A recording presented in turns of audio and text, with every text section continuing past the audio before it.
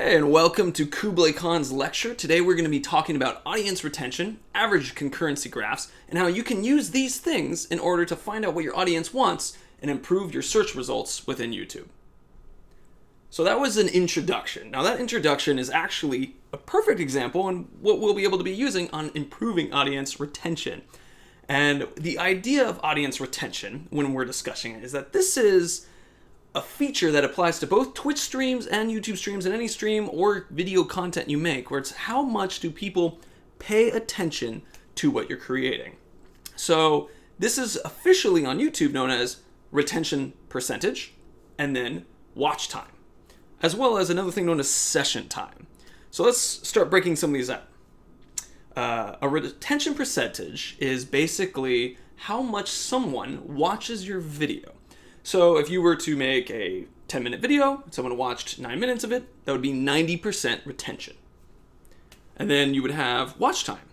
It's a very similar thing, very much connected. You have a 10-minute video, someone watches 9 minutes, you have 9 minutes watch time. So what YouTube cares about, and what Twitch also cares about, but Twitch is a little bit different in this, and I'll explain its separation in a moment.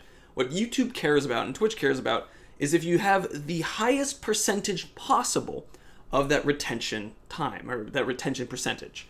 The idea is that a video that is watched through entirely, like 100%, is an amazing video. One that's pretty cool. In fact, if you think of it like this, if you had a 20-minute video that had 10 minutes of watch time, that would be a 50% retention percentage.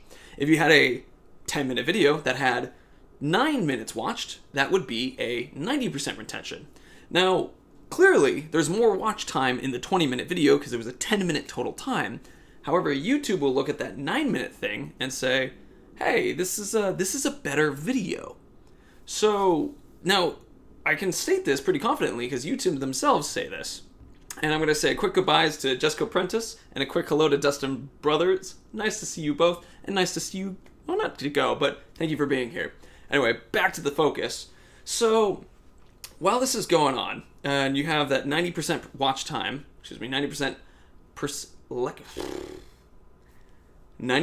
retention percentage, then YouTube uses this as an indicator of the quality of the video. In fact, and here's a quote straight from them, this is straight from YouTube, your goal is to keep audience retention as close to 100% as you can, because this means viewers are watching all the way through your videos. And videos with consistently high audience retention and more watch time have the potential to show up more frequently in search and suggested locations on YouTube.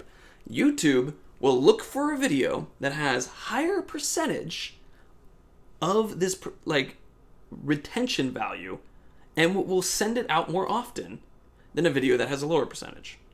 Watch time is another thing that fits into that too.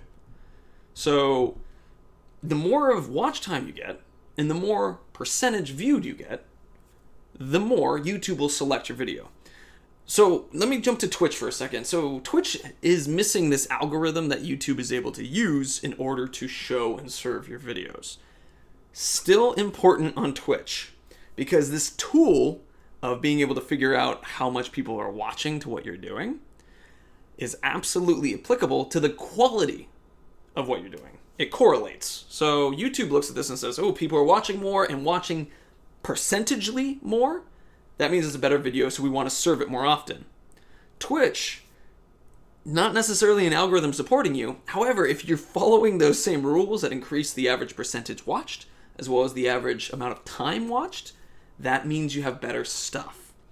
So that's another thing that we'll be talking to, and we'll specifically be talking to how to figure that out, how to optimize on your channel, whether Twitch or YouTube, how to figure out where people are liking stuff or not liking stuff to try to increase that amount of watch time and percentage watched. So before we jump too much into that, I got one more thing I need to explain and talk through, which is the word session time. So when you are doing watch time stuff, what that's referring to is, 10 minutes of the video, 10 minutes watched, it's 10 minutes watch time. If someone was to watch a second video after that, say it's another 10 minutes, that creates a 20-minute session. Another video after that, 30-minute session. Let's say they left your channel and go to someone else's, 35-minute session. It's a session on YouTube. This is important and directly connected to how retention retention percentages work.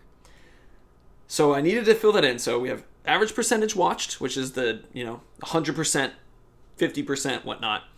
Total time watched on a single video is watch time. And then session time is how much people are watching in bulk on YouTube. Your channel matters more, but in bulk on YouTube. So now that we've gotten that, let's go start and scroll down a little bit here through my notes. Okay. All right. We've moved on to the graph section. So let me set this up real quick. It's going to take me just a moment to do so because I have to cover up chat as I prepare the graphs. Here we go. There we go. First graph to pop up today. So now this graph is showing a very typical average quality, percentage viewed graph. So talking about this, I'm not in front of it, so I'm going to direct from this and then direct from underneath. So you see that line that's right on top of the blue line? They have the blue line that's doing the little sloop thing. So that's the watch percentage, okay? So on the vertical part of the graph, that's percentage of the video watched. On the bottom part, the horizontal axis, that is the time watched. So you can see in this video that we actually have that right when it starts, all these people drop away. So I'm going to make sure I trace that the correct. Nope, that's the direction I copied. So people are starting, and then less and less people are watching until it hits about, that looks to be about 50%. And then it goes off into the distance at that level.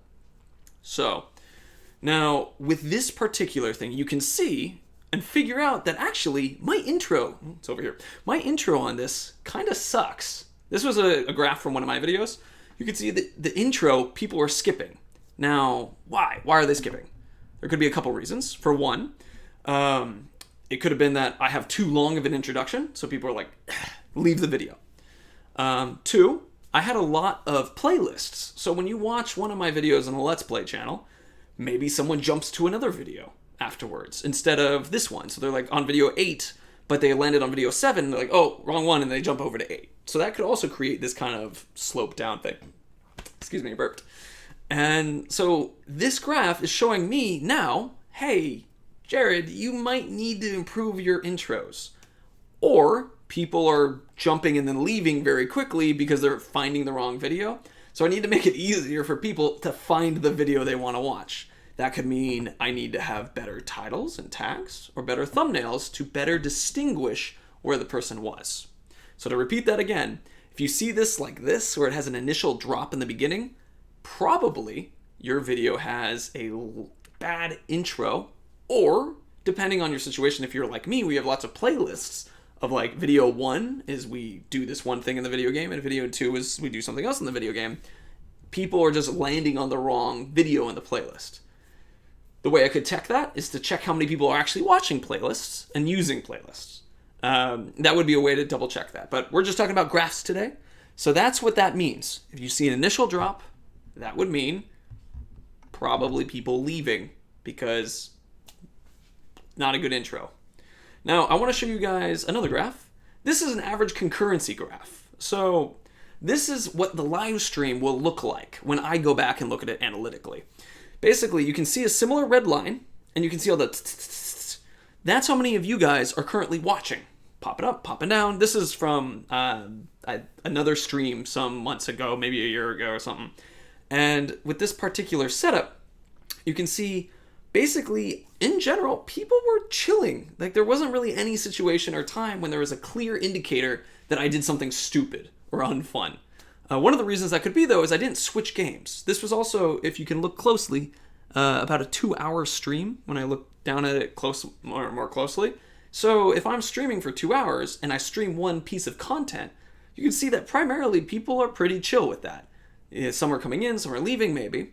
But overall, people are finding this is fine. They're not like, oh, this is too much of a problem, or I switched it up. But if, let's say I was playing Skyrim and then immediately went to Overwatch, you might see a drop in the average concurrency because people are going, I don't like this game, or I preferred something else.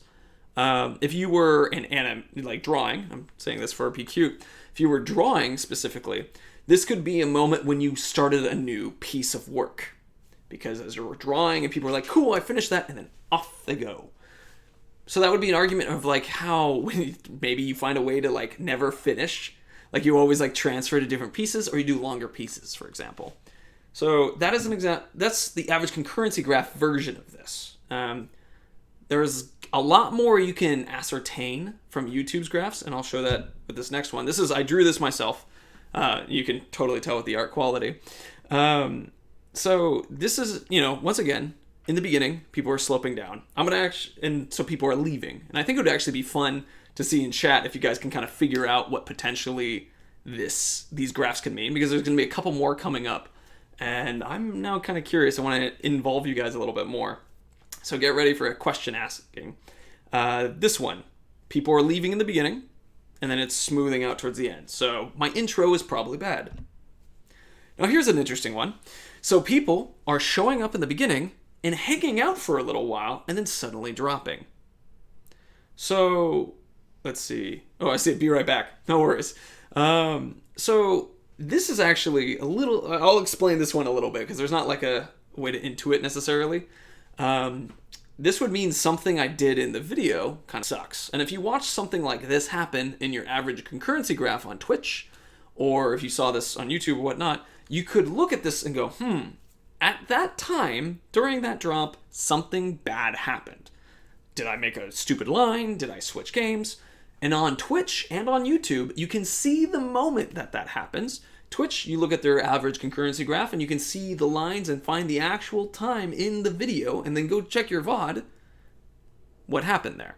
On YouTube, same thing. You can actually, in YouTube, you go to this part, you don't even need to go check the VOD. It just has the video on demand above this graph. So you just slide to it and go, "What? Oh shit, I made a stupid joke." I don't know, it could be whatever situation. So that's what these would mean. Now, this is an interesting one. This might look a little silly, and you guys might be trying to figure out what I'm trying to indicate here. This is meant to indicate a bump. So you're watching the video, and I think, is that what I'm trying to indicate? Or is it a divot? So, well, let's actually talk about a bump and a divot, because we have more graphs. This is the divot, and this is another one. So this is actually not the divot. Okay, cool, we figured that one out. So this is an example, but I'll explain the two of them, because it turns out that my drawing skills are very talented. Basically what's happening here, when you see a graph like this, you will not see this in concurrencies, because this would require a very weird concurrency situation. But basically this is an indicator to when a large amount of people have rewatched a certain point. So let me give an example. I have a graph here. If someone's to rewatch this video and think, holy crap, what did Jared say about that thing? I really care about that graph. Pause, rewind, go to that, watch again. The graph would turn out like this. You would have kind of a certain slanting process that's beginning to go down, but then all of a sudden, it'll spike back up, and then it will start its trail again. It spikes up again, not because people are necessarily arriving at that moment, but because people are rewatching at that moment. This is specifically a thing that YouTube has talked about, where they found when they showed graphs, people would rewatch or pause at those moments. You can see that using the audience retention. Now we're at a divot. I'm going to walk through and explain this one as we go.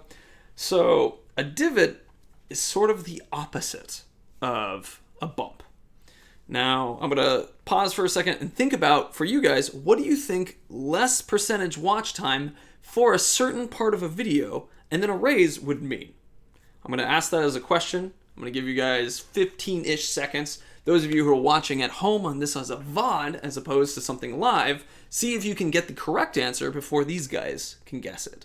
So you guys have a competition. You'll be competing with those people in the past and the future. What fun. We'll see if people are ready to go. Don't worry about answers positive or negative. You can even do joke answers, I guess, in a way. Checking.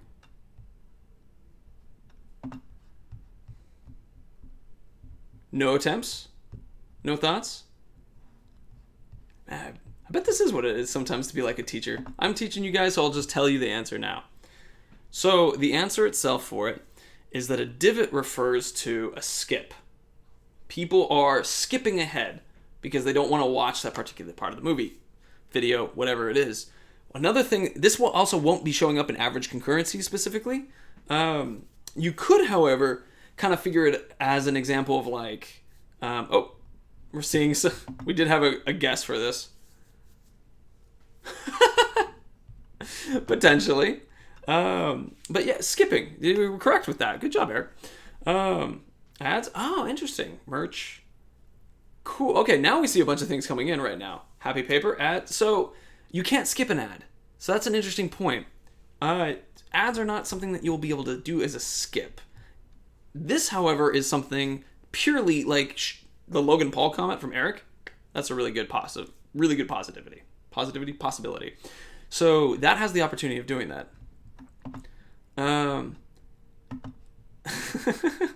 So the idea here is that something bad comes up. It's rambling or soapboxing. Happy Paper. What I'm doing right now, rambling. Exactly. That's another possible. The idea being that people will skip ahead. Like, I'll probably see a divot here in the video because I paused to hear you guys respond. So someone watching later may very much go, I didn't like that, and skip ahead. Now, or I'll see people not do that, and then I'll know, oh, okay, it's actually okay to pause in the video to wait for your answers. That would be an example of me figuring out if it's okay or not. Taking too long to unbox something in an unboxing. Yes, yeah, absolutely. All right, so here's another one. If people are watching, but it's only at 50%, and then there's a sudden spike, I'm going to make this one easy because I want to actually have a comparison so that I can look at my own audience retention graph to see how much people skip ahead. This one, where is it? There we go. This one is from people showing up off channel. Specifically, if you were to arrive and you started watching at this point, at the 50% mark, well, you can see that all of a sudden there's a big spike. Well, it's like someone's sharing that middle part of the video somewhere else. And you can actually go find out what that part is, scrolling to it, seeing it, and then checking that video's traffic. There's traffic is a tab that exists in analytics. You can go check that. If you're on Twitch analytics, or in Twitch in general, this is what a raid would look like, right? Sudden spike up in your average concurrence. That one's typically pretty easy to tell, but something like this that is showing, hey, you're getting traffic to a specific part of your video, but from where? Because it's not from YouTube, because if it was from YouTube, you probably would not see this middle thing. You'd see something much higher and then slowly sloping out. But since it's like right in the middle, probably a blog went, let's say someone grabbed this video and was just like, this guy explains audience retention and waits for his audience to do this. And then they get that exact timing link, pop that up there. And then so it goes through and goes, bing. There, I see on the graph that, oh, okay, right when I mentioned pausing, people were watching that part. Now, the reason why I mentioned that this isn't necessarily rewatching, that's an important point, is because rewatching returns back to the center. Okay, so let's go back to the rewatching graph real quick so I can point that out. So rewatching returns back to where it is normal. This is the rewatch graph again, so you spike up and then you spike back down to where people would normally go because they're rewatching the same part. This part, they're not watching that early part at all. So from the point of view of YouTube, someone just showed it and just kept going. Timestamps, yes. Yeah, timestamps is exactly what I'm referring to, Eric. So someone can create a timestamp and use that. Thank you for giving me that vocab because I totally missed it. Boop. Cool. So those are some of the graphs that I wanted to demonstrate to you guys. Now I'm going to be able to grab my notes and check the chat a little bit more clearly. So both graphs are meant to show you guys audiences reacting. Average concurrence on Twitch or YouTube generally are meant to show you where content is bad, not necessarily what content is good, because the average concurrence is just tracking how when people are showing up. However, you can use the average concurrence to see something like when you start off, oh, okay, I slowly grow up and about, like for me, about 5 minutes into the video, we have a number of people who are ready to watch. About 5 minutes in. So I know that when I start, that's not the time to start sharing content because you guys aren't here yet. When I'm finishing up a video, let's say I have, 100 people in here. And as I start to say, okay, guys, I'm leaving, and we just see this huge plummet of viewers, it's like, wow, those viewers are not the viewers who too much care about me saying goodbye to everyone. Now, that could be an argument for you not doing certain stuff that's like saying goodbye, or It could mean before you, let's say, ask people to a Patreon, you say, okay, I'm going to leave, but I have an announcement. So for those of you guys who really care about me, feel free to stay. So that you send a communication to people that they're like, if you're going to be really cool as in there's someone who's really close to you or interactive with your content, that's a good time to do that. So even on those down points. Or you can see it from the other point of view, which is that if you want your message to hit the most people, you're going to be looking for those moments when you have the most concurrent viewers. Or if you're using the graphs that we were showing before, I'm going to pop the graph back up again. Or if we were showing some of the graphs that we were showing before, you'd want to be having it to be like, oh, this is the time. You'd be like, okay, the beginning's the best time to announce. Oh, I'm losing people. Probably not like right here. It turns out people are leaving at that time. This could be part of those indicators. Let me remove graphs again. Now, that was the best when you used to stream. Your sign off is great. So I had a sign off that I would do, and we're actually going to do another sign off today, and I'll show you guys how this sign off will work, and then we'll do Q&A after that. But the point of this is that a good video from a Twitch or a YouTube perspective is the one that has the highest amount of consistency of viewing watched. Now, if you have a bump, well, that's pretty good. That means that you had a good part that people were rewatching. Bumps are good. If you have a divot, that means people are skipping. You should probably remove those parts. If you see a sudden drop in something, identify what that is. I've once heard, for example, it was a wine drinking channel, and so they would make like drinks, and then they would try them. And whenever they would try the drink, there was a plummet of people viewing. Something about trying the drink made people want to leave. So the person goes, I made the drink and put it aside, and people weren't leaving. It's a crazy thing, but this is basically the tool you can use to find out why people leave versus why they stay. Because it gives you an indicator. Did it go down? Probably. Did it stay? Good. And that's how you should kind of view these things. If it stayed, good. If it went down, problem. So, let's see.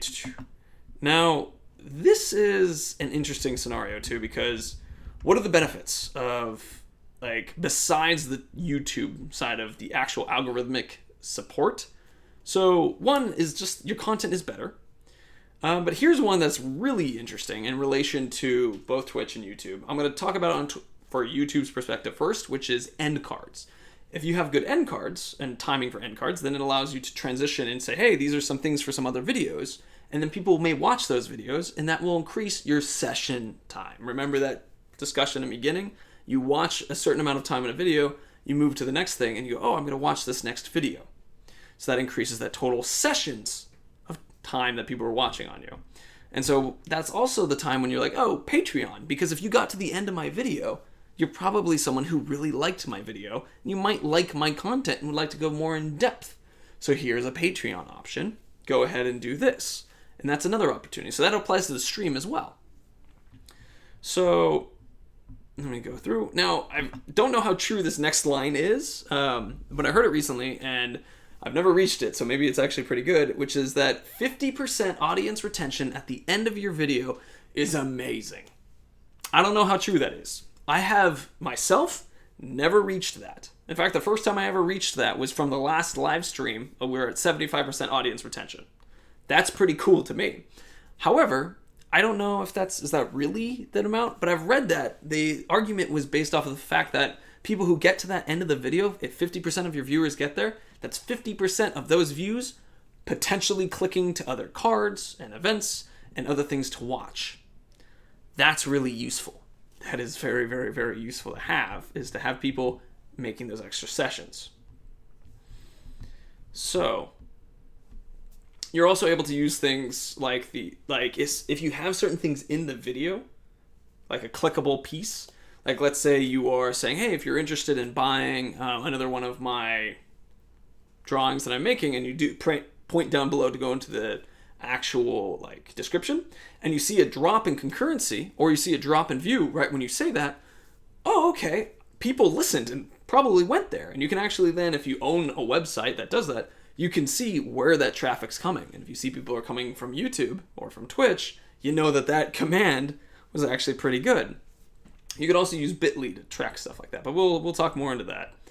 As I'm scraping through here, So let's give a couple ideas on how one can increase keeping people's attention. And so we're going to do that real quick. So rule number one, or not rule, but this is something from YouTube Direct that I thought was pretty clever, which is that they talk about how in the first 15 seconds of a video, that is the hook time. So that's why when I did an introduction to the video, I had that long pause and then I went boom into it. So I was preparing to be all energized and be like, hey, this is happening. And for those of you watching on VOD, there was a long pause before that. So that's what caused that particular line. So I prepared for it so that you can have the understanding of what this video is about. And then normally people go, here is my logo. And then after that, they go into talking about the video. So in the future, I plan to have some way to make it so I introduce, do like a logo, I'll like hit a button and OBS will pop up a logo and then I'll pop it back down and then we'll continue the lesson so people have an idea what's going on.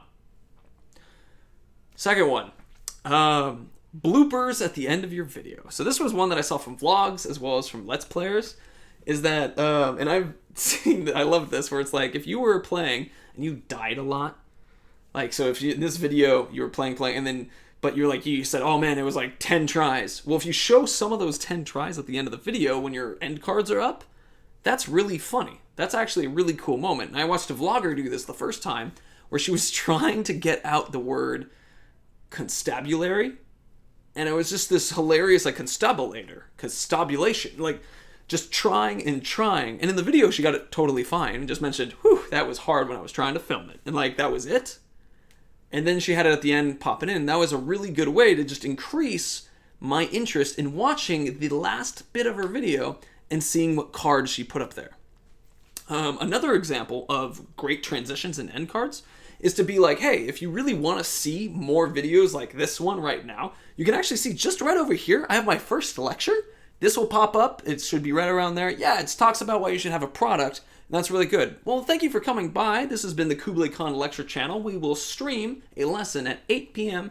Pacific Standard Time every Tuesday, taking advice from the community and requests and ideas and all that so that I can be teaching you guys exactly what you need to know so you can grow your gaming channels. Thanks for coming by. See you.